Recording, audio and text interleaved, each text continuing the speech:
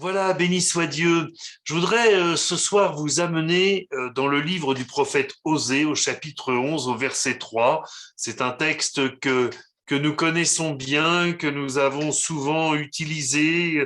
Parfois on l'entend dans des prières. Euh, c'est l'Éternel parle de sa relation avec son peuple d'Israël. Il dit, c'est moi qui guidais les pas d'Éphraïm, le soutenant par ses bras. Et ils n'ont pas vu que je les guérissais. Je les tirais avec des liens d'humanité, avec des cordages d'amour. Je fus pour eux comme celui qui aurait relâché le joug près de leur bouche, et je leur présentais de la nourriture. Alors, pour remettre ce texte dans son contexte, Dieu est face à un dilemme, il est face à une souffrance, il constate les fautes de son peuple, et quelles fautes? L'infidélité, la méchanceté, l'idolâtrie, le sang coule à flot dans Jérusalem de la manière la plus injuste, et il se souvient de tout ce qu'il a fait pour ce peuple. Il s'est occupé d'eux, il les a nourris dans le désert, il a pris tous les soins possibles de ses bien-aimés, et pourtant, eh bien malgré cet amour, ces soins qu'il porte à son peuple, eh bien Dieu en est ému, mais il voit que eh bien ce peuple est tout le temps porté au mal, et le Seigneur réfrène sa colère pour ne pas les traiter selon leurs péchés, cependant pour les traiter selon sa justice. Et il nous laisse ce texte magnifique pour exprimer ce qu'il a accompli pour son peuple et de fait ce qu'il a aussi accompli pour nous. Je les tirais avec des liens d'humanité, avec des cordages d'amour. Moi, je suis confondu par ces mots, comme sans doute plusieurs l'ont été en les lisant avant moi.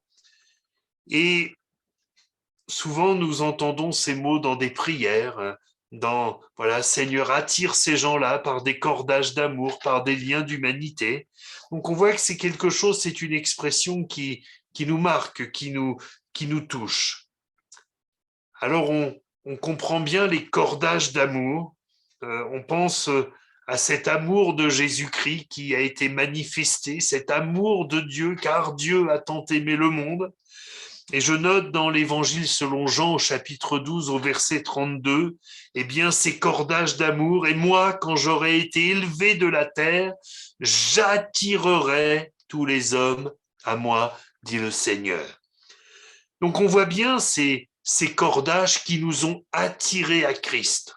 On voit bien que c'est l'amour de Dieu qui nous a attirés à la connaissance de son Fils pour recevoir la révélation du salut.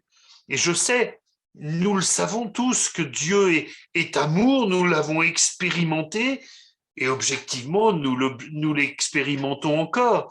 Nous savons bien à quel point l'amour de Dieu peut nous bouleverser tant il se manifeste de façon différente selon nos besoins, selon nos circonstances. D'ailleurs, je voudrais faire une parenthèse. À l'égard de peut-être ceux qui ont du mal à s'aimer eux-mêmes, ceux qui pensent qu'ils n'ont pas leur place, ceux qui peut-être se dégoûtent eux-mêmes, ceux qui n'aiment pas se voir dans un miroir, ceux à qui on a dit qu'ils n'étaient pas désirés, qui en sont restés marqués. Je voudrais vous exhorter, mes bien-aimés, à expérimenter tout l'amour de Dieu. Parce que quand on réalise à quel point il nous aime, on sait qui on est. On sait qu'on a une place. On sait qu'on est important. Et je vous assure que cela guérit bien des cœurs brisés que de réaliser ces choses, de réaliser les cordages d'amour de Dieu pour nous. Que son nom soit béni. Il y a les cordages d'amour, mais il y a les liens d'humanité. Moi, j'avais l'impression que seuls les liens de divinité pouvaient me tirer à Dieu. Mais je constate que ça n'est pas ce que le texte dit. Il n'est pas question ici de lien de divinité, mais de lien d'humanité. Alors, bien sûr, la première réflexion que je fais à mon âme en considérant ces choses, bien évidemment, Dieu m'attire par des liens d'humanité en me révélant Jésus-Christ, à la fois parfaitement Dieu et parfaitement homme. C'est son humanité qui me l'a rendu accessible.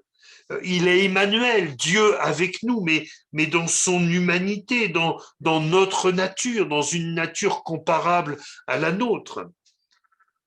Et en réalité, pour parler de lien d'humanité, il est vrai que nous sommes attachés au Seigneur.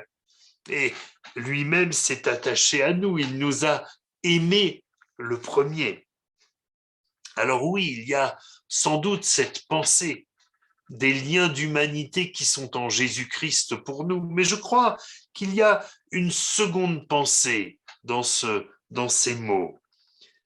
Je suis à Christ parce que d'autres étaient à Christ avant moi et ont prié pour moi. Et chacun, nous pouvons dire à notre place, je suis au Seigneur parce que d'autres ont prié. D'autres qui étaient au Seigneur avant moi ont prié pour mon salut. Je suis sauvé parce que des chrétiens m'ont entouré de leur affection, de leur prière, de leurs soins, de leur prévenance, de leurs attentions. Il y a de ces liens d'humanité. J'ai accepté le Seigneur parce que j'ai rencontré des hommes et des femmes fidèles qui ont témoigné de leur expérience avec Jésus et qui ont su m'expliquer comment l'œuvre de la croix avait changé leur vie. Là aussi, ce sont autant de liens d'humanité qui m'ont tiré vers le Seigneur Jésus. Nous pouvons faire ce constat très simple, nous ne sommes pas une génération spontanée de chrétiens. Nous ne sommes pas arrivés d'un seul coup, sortis de nulle part. Mais nous avons été engendrés par les prières de ceux qui nous ont précédés.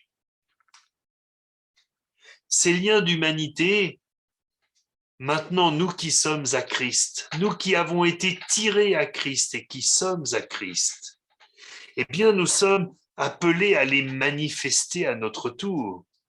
Et premièrement, entre nous-mêmes. Dans l'Évangile selon Jean, au chapitre 13, au verset 35, Jésus dit « À ceux-ci, tous connaîtront que vous êtes mes disciples, si vous avez de l'amour les uns pour les autres. » Ces liens d'humanité qui nous ont tirés vers le Seigneur n'ont pas cessé d'influencer notre vie et d'attirer d'autres âmes au Seigneur. Et ce que nous dit ce texte, c'est que ces liens qui nous unissent les uns les autres sont des liens visibles. Et je crois que nos liens d'humanité sont tressés avec les cordages d'amour de Dieu, de cet amour dont le Seigneur a usé à notre égard pour nous sauver et dont nous sommes remplis au point d'en déborder, premièrement pour nos frères et sœurs, mais également pour les autres. Ce sont des liens qui portent constamment du fruit. Mes frères et sœurs, ce sont ces liens d'humanité qui permettent peut-être à un frère, à une sœur découragée ce soir, de savoir qu'il n'est pas seul dans son combat, qu'il y a des frères, des sœurs pour prier, pour soutenir, pour affermir, et ces liens d'humanité tirent peut-être un frère, une sœur ce soir hors du trou de découragement dans lequel il est tombé. Ce sont ces liens d'humanité qui sont de véritables témoins de l'œuvre de Dieu en chacun de nous. Ils témoignent que nous ne sommes pas unis par une religion, par une étiquette, par une appartenance à quelque mouvement que ce soit, mais nous sommes unis par l'amour de Dieu manifesté en Jésus-Christ. Vous savez, parfois, nous pouvons parler d'amour de Dieu et d'amour entre frères et sœurs de façon mièvre, de façon, j'allais dire presque romantique. Il n'est pas question de cela. Là, il est question d'un amour puissant, pas d'un amour fleur bleue. Il est question d'un amour qui dépasse les difficultés, qui dépasse les épreuves, qui dépasse les découragements, qui dépasse les petites tracasseries et parfois les grandes désillusions. Et oui, bien sûr, c'est de cet amour-là que le Seigneur nous aime. J'entendais, je crois, il y a quelque temps, Gérald nous dire, un ami, c'est quelqu'un qui nous connaît, je crois que c'est Gérald qui a dit ça, c'est quelqu'un qui nous connaît et qui nous aime quand même. Eh bien, mais c'est une vérité. Et le Seigneur, il nous aime alors qu'il nous connaît mieux que quiconque. Il connaît tous nos défauts, tous nos travers, il nous aime. Il y a ces liens d'humanité que nous sommes appelés à vivre de la même manière à l'égard des autres. Nous nous trouvons donc face à une responsabilité, parce que si nous cessons de tresser des liens d'humanité, eh bien nous corrompons le témoignage de Christ. Si nous cessons de mettre toute notre énergie pour tresser ces liens d'humanité, alors des âmes peuvent s'en trouver perdues au lieu d'être sauvées. Nous ne pouvons pas être des Pénélopes des liens d'humanité. Vous savez ce que faisait Pénélope? Elle avait promis que quand elle aurait fini de faire sa tapisserie, elle épouserait un de ses prétendants, alors que son mari Ulysse, on est dans comment dire, les histoires grecques,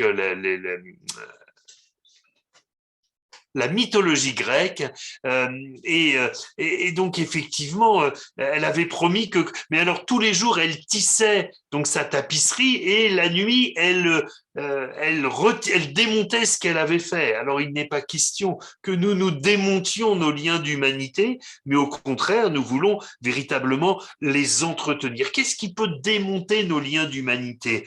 Eh bien peut-être c'est quand nous nous laissons gagner par de mauvais sentiments, quand nous nous attaquons au dessein du Seigneur, quand nous... Mes frères et sœurs, nous avons une mission. Et une mission tellement plus importante que d'avoir raison, une mission tellement plus importante que de régler nos comptes. Le Seigneur nous a donné un commandement nouveau et ce commandement, c'est aimez-vous les uns les autres comme je vous ai aimé, vous aussi aimez-vous les uns les autres. Nous voyons bien qu'il n'est pas question là d'un amour romantique et poétique. Il est question d'un amour qui se sacrifie, d'un amour qui renonce à lui-même, d'un amour épanoui. Ah oui, il n'y a pas de frustration dans cette affaire. D'un amour épanoui et assumé. Un amour qui ose dire son nom. C'est un amour qui pardonne. C'est un amour qui regarde l'autre comme au-dessus de soi, mais sans complexe, sans frustration, sans se sentir écrasé. Vous savez, quand nous aimons les autres comme Christ les aime, nous n'hésitons pas à les élever au-dessus de nous. Regardez ce que le Seigneur Jésus a fait. Laver les pieds des disciples. Il les a tellement aimés qu'il s'est mis en dessous d'eux. C'est une telle preuve d'amour. Pour autant, même s'il s'est mis en dessous d'eux, aujourd'hui il est élevé en gloire.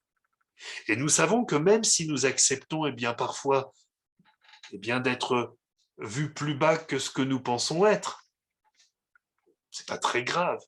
Dans l'éternité, nous serons élevés en gloire, que le nom du Seigneur soit béni. La barre est haute, hein.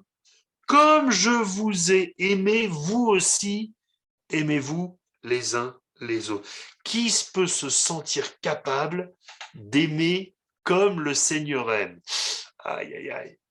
C'est tellement exigeant ce commandement. Et bien sûr, nous serons bien inspirés si nous disons mais je ne m'en sens pas capable par moi-même. Je suis faible à cet égard, mais la parole de Dieu me rappelle que quand je suis faible, c'est alors que je suis fort. Quand je prends conscience de ma faiblesse, quand je la confesse à Dieu, alors là, je suis tout à nouveau rempli de sa force. Et de fait, alors que je ne me sentais pas capable, je me surprends capable de faire ce qu'il me demande. Mes frères et sœurs, nous voulons, je le crois, et c'est notre désir à tous, une Église vivante, une Église puissante, une Église qui rayonne sur sa ville et sur sa région. Et nous avons raison. C'est ce que le Seigneur veut pour nous. Une Église où des miracles s'accomplissent. Une église où, quand les âmes rentrent, elles sont confondues par la présence de Dieu. Quand les âmes entendent un cantique, même si elles n'ont pas tout compris des paroles, elles comprennent qu'elles ont besoin de se repentir. Pour ce faire, il y a 2 conditions essentielles. La première, laisser au Saint-Esprit toute la place qui lui revient, parce que c'est lui qui toujours et encore convainc de péché, de justice et de jugement. La foi vient de ce qu'on entend, la conviction vient du Saint-Esprit. Et puis, la deuxième condition, c'est que nous soyons des tisseurs de liens d'humanité qui s'associent au cordage d'amour de Dieu. Alors, mes frères et sœurs, exerçons-nous à ce tissage particulier. Et peut-être oserons-nous ce soir, dans notre prière individuelle ou collective, dire, mais Seigneur, je suis pas très bon pour tresser des liens d'humanité. Je me sens un petit peu en difficulté. Il y a une sœur, il y a quelques jours, qui m'a dit, j'ai un problème, pasteur.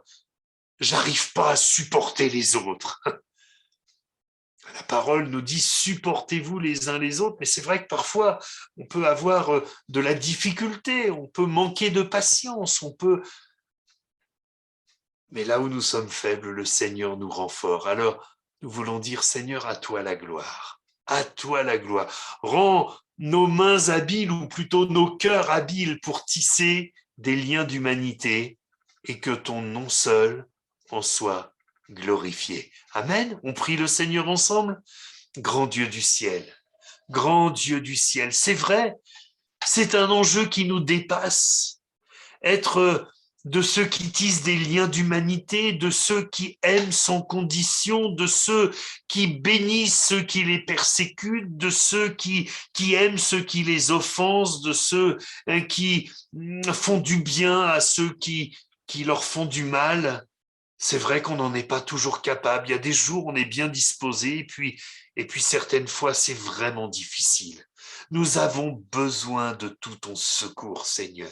Mais Seigneur, nous voulons être au rendez-vous de ce que tu nous demandes. Alors, nous réclamons ta grâce, l'action de ton esprit en nous. C'est vrai, Seigneur, le fruit de l'esprit, c'est l'amour. Et nous voulons vraiment, Seigneur, te laisser nous transformer, nous faire grandir dans ces choses. Béni sois-tu, grand Dieu du ciel. Amen.